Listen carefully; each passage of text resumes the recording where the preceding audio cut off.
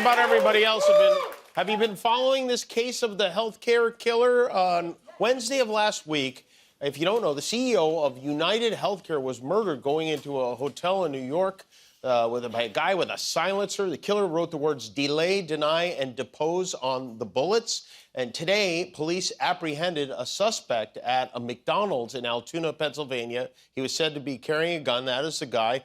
A gun was similar to the one used in the shooting. He had 3 handwritten pages that indicated ill will toward the healthcare industry. He is an Ivy League graduate. His name is Luigi Mangione. And no matter how you feel about this, and people do have different feelings about this, I think we can all agree that no one could have imagined this suspect would have a name as funny as Luigi Mangione. I mean, with a lot of murderers or alleged murderers, when you arrest them, you have to use the middle name. Like, we don't need Luigi Wayne Mangione.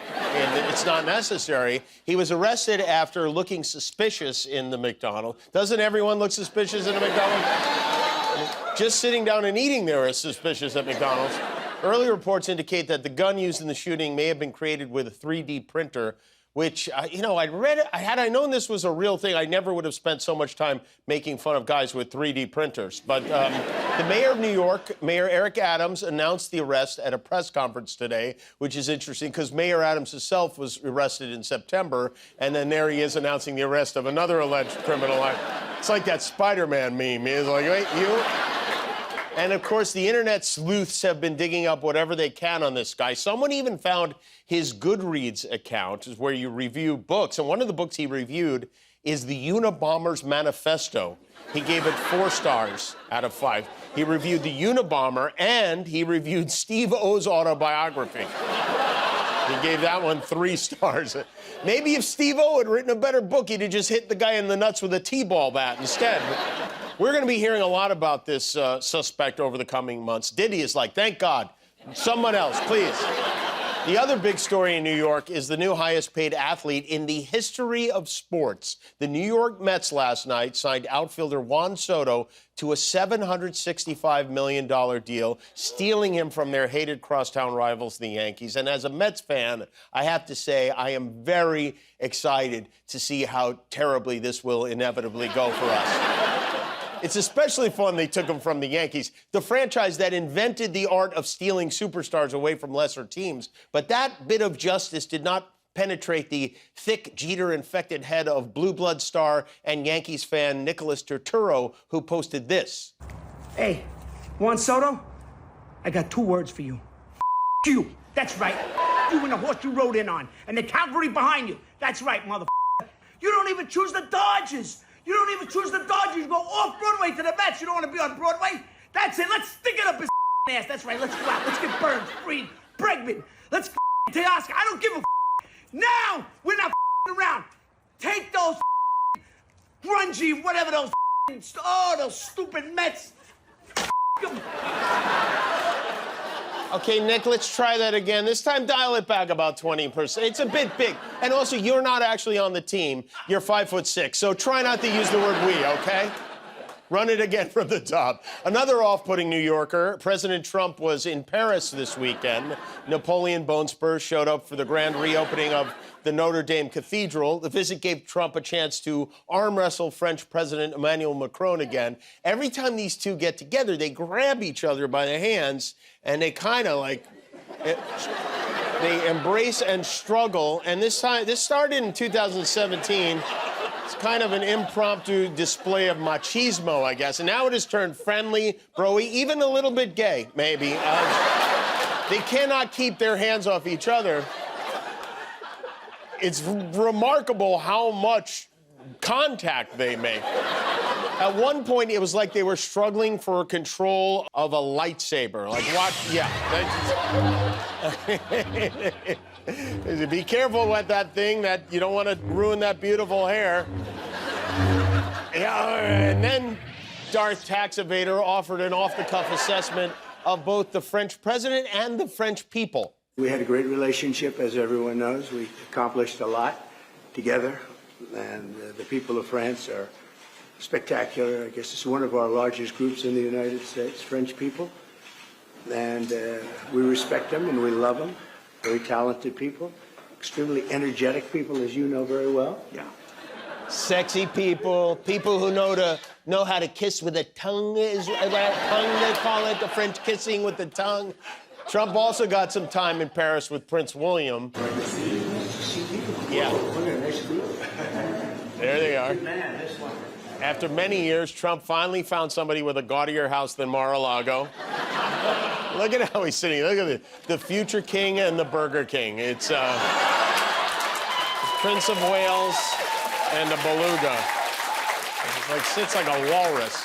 President Biden was not at the ceremony, but the First Lady was. Dr. Jill Biden was seated one seat away from Trump in Notre Dame, and boy, did he take advantage of that. This is going to seem like a joke we made up. This is not a joke we made up. This is a real advertisement for the Donald Trump fragrance line. He or his people posted a fragrance your enemies can't resist. They really posted that.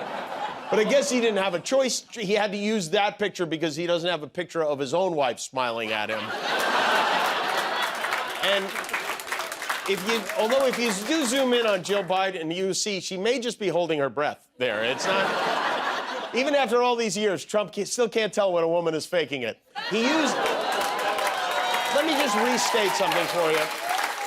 He used a photo taken inside Notre Dame Cathedral to promote his cologne. Say what you will about Donald Trump, he's the only president in history who's done that. And it's important to remember, these are the official Trump fragrances, not to be confused with the silent but deadly fragrances that he releases while flatulating himself to sleep in a courtroom setting, okay? I feel like Trump had no idea he was going to win. He just signed a bunch of licensing deals that he now has to promote or get sued again by those companies. Meanwhile, Melania, who did not make the trip to Paris, showed up to sell some stuff on Fox and Friends. Great to see you. Good morning. Thank you. Good morning. I guess the first thing is congratulations. How has your life changed over the last 3 weeks? It's incredible, and we are very, very busy.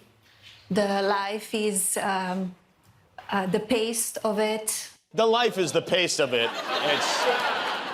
Can be very sticky, you know. Sometimes you need a change of pace, and while Melania did engage in some incomprehensible small talk, the real reason she was on Fox was to hawk her new line of Christmas ornaments. These are awesome. These And are they're very patriotic this year. As you could see, it's all red, white, and blue. And I was inspired by the And they're election. different each year, right, Melania? You discontinue them Correct. after They each Christmas. discontinue, they retire, and this is available right now. And it's a great gift and a great collectible. Wait, does she give a about Christmas or not? Because I feel like I'm getting mixed messages from her. You have to love the Trumps. They turn every place they go into a QVC. And then Melania allowed a mini Q&A with a group of children who seemed super excited to meet her. Are you curious about what the White House looks like? Yes, ma'am. How big is your bedroom? Not big enough. Not anywhere near big enough. Trump had a long and rambling sit-down with Meet the Press yesterday. Kristen Welker had the temerity to challenge him on a number of subjects, so much so the president-elect stopped the interview to give her some unsolicited advice. They deny doing that. Let me ask you this about January 6th. I think Benny you're going to want to Thompson answer wrote this. in a statement that he has destroyed Yeah. all evidence. Let me ask you this about It's January amazing. 6th. I wish you could be you know, you have such potential. If you could be just non-biased, you hurt yourself so badly. I'm telling you, they deleted and destroyed all the evidence. Everyone knows it. And you slough it off like it doesn't mean anything. No, I'm If just I saying did they it, deny it. That's all I'm saying. Kristen, if I did it, you would be standing up in that chair shouting at me. And you know what I'd do? I'd say, you got me. That's him, all right. That's so him. If there's one thing we know about Trump, this is a man who always takes responsibility for his actions. Even though you're very hostile, I'm able to go on a show like yours. No, you are. Well, hopefully you thought it was a fair interview. We covered a lot of policy ground. It's here fair today. only in that you allowed me to say what I say. But, you know, the answers, the questions are, you know, pretty nasty. But look, because I've seen you interview other people like Biden.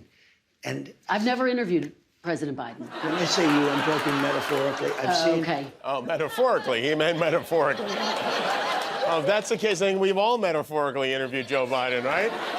5 seconds after saying if he got caught lying, he'd stand up and say, "You got me," he lies again. She asked Trump about his inauguration speech. He said the speech will focus on unity. He's against it. Trump also said he isn't going to seek retribution against people like Liz Cheney and Adam Schiff, but that they should go to jail. And he also weighed in against the idea of babies who are born in the United States getting what is called birthright citizenship. You promised to end birthright citizenship on day one. Is that still your plan? Yeah, absolutely. The 14th Amendment, though, says that, quote, all persons born in the United States are citizens. Can you get around the 14th Amendment with an executive action? We're going to have to get a change. We'll maybe have to go back to the people, but we have to end it. We're the only country that has it. Through an executive action? You know, we're the only country that has it. Not even close to true. He says that over and over again. He says we're the only nation that has it. There are actually 36 countries besides ours that have it. I'd show him this map showing the countries that have it, but he'd probably just color it with a Sharpie. And Donald Trump believes that if you want American citizenship, you have to do it the old-fashioned way. You have to move here from Slovenia, get a modeling contract, and marry the first orange millionaire you meet. We also got an update on the exciting new health care plan Trump's been promising for 9 years. You said during the campaign you had concepts of a plan. Do you have an actual plan at this point for health care? Yes, we have concepts of a plan that would be better. Still just concepts? Do you have a fully developed plan? Let me explain. Obamacare stinks. It's lousy. There are better answers. If we come up with a better answer, I would present that answer to Democrats and to everybody else. When will we see your fully developed plan? When are you going to show the public? I don't know that you'll see it at all. Because it's invisible. Only the smartest people can see it. He has Luigi Mangione working on it right now. He's really unbelievable. 1 minute he's saying Obamacare stinks. 30 seconds later he's saying this. I am the one that saved Obamacare. Obamacare, when I took it over, was a disaster. And I made it Has insured workable. 20 million people. Yeah, because of me. He saved Obamacare. Like that volcano saved Pompeii. It's mysterious. There's so many lies. This guy, he's got no facts left to give. And not only did Trump save Obamacare, he's single-handedly responsible for the popularity of an exciting new word called groceries. Groceries. It's a very simple word, groceries. Like almost, you know, who uses the word? I started using the word, the groceries. When you buy apples, when you buy bacon, when you buy eggs. Oh, that's what it is. I never knew her, you know. Grocery, oh yeah.